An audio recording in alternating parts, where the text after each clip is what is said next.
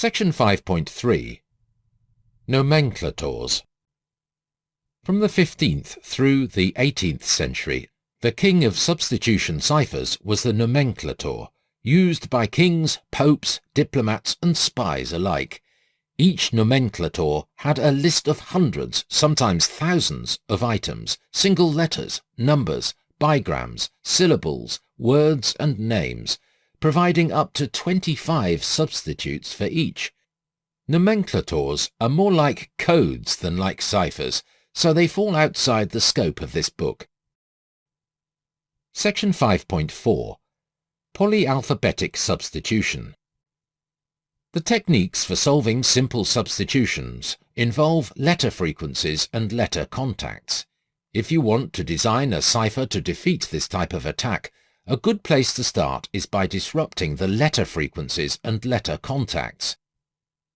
Suppose that instead of using the same alphabet for enciphering every letter, you use two different alphabets. Use the first alphabet to encipher the letters in odd-numbered positions, and use the second alphabet to encipher the letters in even-numbered positions.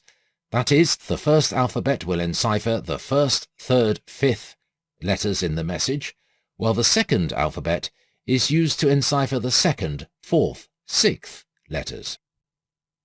The frequencies of the ciphertext letters now come half from the first alphabet, half from the second alphabet. They are the average of the two sets of frequencies.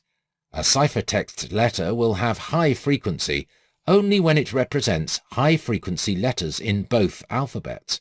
For example, ciphertext K could represent E in the first alphabet and A in the second alphabet, so its frequency would be halfway between the frequency of E and the frequency of A in normal text. Conversely, a ciphertext letter will have low frequency only when it represents low-frequency letters in both alphabets, say K in the first alphabet and V in the second alphabet. So the ciphertext will have fewer high-frequency letters and fewer low-frequency letters than normal text. If you made a bar graph or histogram of the letter frequencies, the peaks would be lower and the valleys would be shallower. So using two alphabets tends to flatten the frequency counts. The same happens with contact frequencies. Any common bigram, such as TH, will start at an odd position in the message about half the time, and at an even position about half the time. Half the time the T is enciphered with the first alphabet, and the H is enciphered with the second alphabet, and half the time it is vice versa. So the contact frequencies also get flattened. The more alphabets that are used, the flatter the frequencies become. In practice, from roughly the US Civil War until World War I, using about 20 alphabets was typical. There is a statistical test that measures the flatness of the letter frequencies and uses that to estimate the number of alphabets, but it is not very accurate, particularly with more than 10 alphabets. Better methods are described in sections 5.6 and 5.7. Let's look at the historical development of polyalphabetic ciphers. Early forms of polyalphabetic ciphers were developed by Leon Battista Alberti in 1467 and by Johannes Trithemius in 1499, but not published until 1606.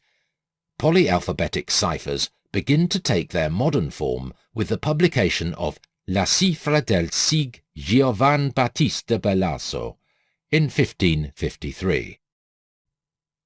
Section 5.5 The Belaso Cipher. The Belaso cipher, invented by Giovan Battista Belaso in 1553, used 26 different alphabets, each of which was simply the standard alphabet shifted a number of places. The 26 cipher alphabets can be displayed as a tableau, where each horizontal row contains one shifted alphabet, like this. The first letter on each row identifies the alphabet, so the top row is the A alphabet, the second row is the B alphabet, and so forth.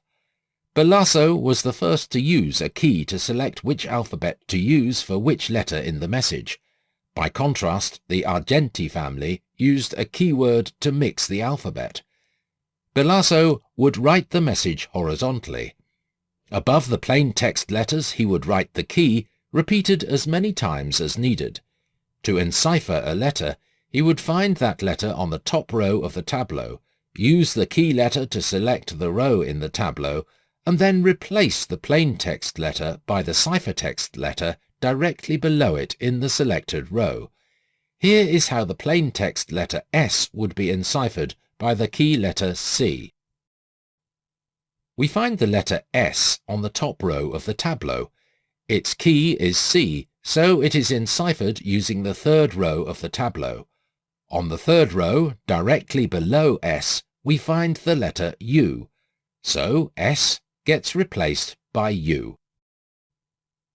To encipher the word sample with the key CAB using the previous tableau, S is replaced by U. The next letter in the message is A with the key A, so A is enciphered with the top row. It is enciphered as A. The M of sample has the key B. It gets enciphered using the second row and becomes N, and so forth. The resulting ciphertext is UANRLF. Instead of using a tableau, the encipherment can be done using a Saint-Cyr slide, named for the French Saint-Cyr military academy. The slide is shown here in the M position. You can make your own slide from wood, cardboard or plastic. The top double-width row is fixed in place, while the single-width bottom row slides. Rubber bands can hold it taut and in the correct position. Either or both of the alphabets can be mixed.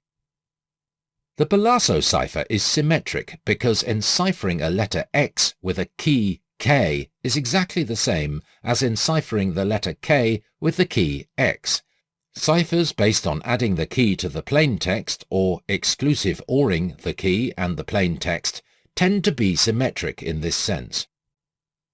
For reasons beyond my ken, the Balaso cipher is now known as the Vigenère cipher, and the cipher invented by Blaise de Vigenère, which is described in section 5.8.2, is now called an autokey cipher. To give credit where due, I will continue to call the cipher invented by Balaso using the standard alphabet the Balaso cipher. With a mixed alphabet, I will call it the Vigenère cipher. I will call the autokey cipher invented by Vigenère the Vigenère autokey. Attributing the Balaso cipher to Vigenère is an example of Stigler's law of eponymy, for Stephen M. Stigler, that no important scientific discovery is named for its discoverer. Some cryptographic examples are the Playfair cipher, invented by Charles Wheatstone, and Morse code, invented by Alfred Vail. Stigler's law itself was proposed by Robert K. Merton, who named it the Matthew effect for St. Matthew.